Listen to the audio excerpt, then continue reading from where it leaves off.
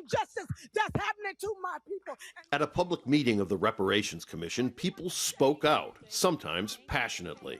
Our ancestors helped build this country. African Americans, Black people, whatever you want to label us this time, we're on the island of destitute, despair, amongst the sea of abundance. True liberation starts with money.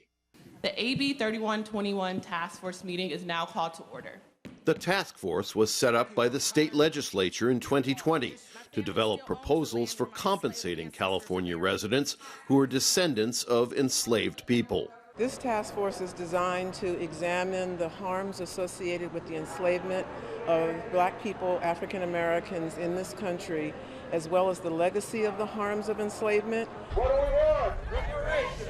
Advocates say reparations would not only be for slavery, but the century and a half of racism that followed.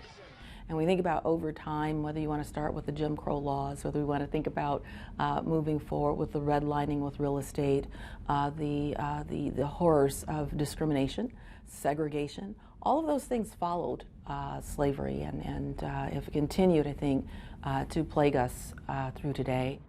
Economists consulted by the panel estimate that the cost of compensating California's Black residents could top $800 billion. That's 2.5 times the state's budget for this year.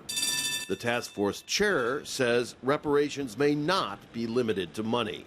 The recommendations for reparations must include compensation, restitution, which accounts for stolen land or stolen wealth, stolen opportunities, rehabilitation, free education, free health care is examples. I'm not saying those are going to be the final recommendations. Cash reparations are not unprecedented. The federal government has paid some Native American tribes compensation for land improperly seized from them, and in 1988 paid $1.2 billion to Japanese Americans interned during the Second World War. The task force would like to hear from everyone. The task force must complete its report by July 1st. The Commission's ultimate recommendations will be purely advisory. The state's legislature and governor will ultimately decide what, if any, reparations are given, a process that is sure to prompt more debate about history, equity, and cost. Rob Reynolds, Al Jazeera, Los Angeles.